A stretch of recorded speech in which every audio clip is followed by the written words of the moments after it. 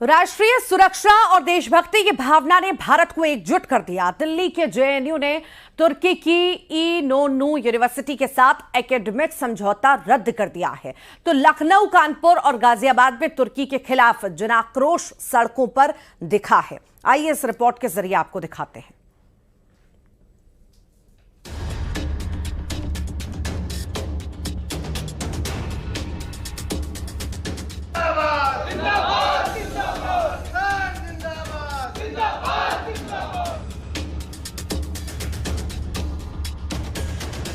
राष्ट्रीय सुरक्षा सबसे ऊपर है।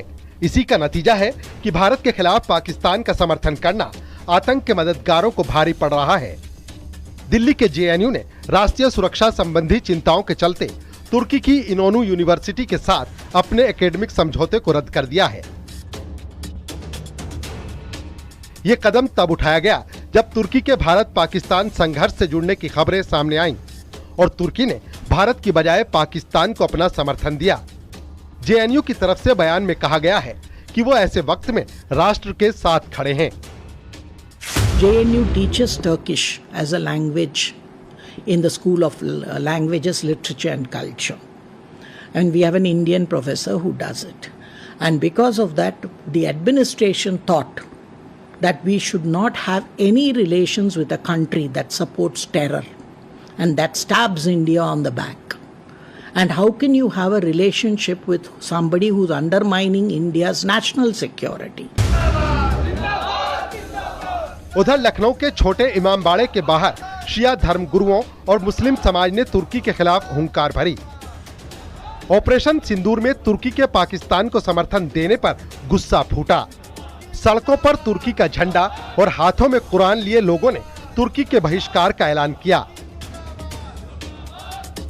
कानपुर में भी 400 से ज्यादा सेब व्यापारियों ने तुर्की के सेबों पर लिखा नॉट फॉर सेल। गुमटी के व्यापारियों ने कहा कि हम इन्हें खराब कर देंगे लेकिन बेचेंगे नहीं। टर्की ने पाकिस्तान को हेल्प किया ड्रोन्स भेज के, तो हम टर्की का बहिष्कार करते हैं। मेरे सेब सड़ जाए मैं फेंक दूं, मेरे को मंजूर है, लेकिन जिसने मदद की पाकिस्तान की, मैं उसका कभी साथ नहीं देने वाला। गाजियाबाद की साहिबाबाद मंडी में भी व्यापारियों ने तुर्की के सेबों का बहिष्कार किया और कहा पाकिस्तान का साथ देने वाले का माल भारत में नहीं चलेगा। ये नया भारत है जो देशभक्ति में एकजुट है। ऑपरेशन सिंदूर में भारत ने आतंकवाद को कुचला तो तुर्की के पाकिस्तान समर्थन ने देश को आग बबूला कर दिया। जेएनयू से लेकर सड़कों और मंडियों तक भारत एक स्वर में कह रहा है आतंक का साथ देने वालों का बहिष्कार जरूरी है। ये है भारत की ताकत, ये है भारत का जोश। Bureau report, news 18। लंदन में नीरव मोदी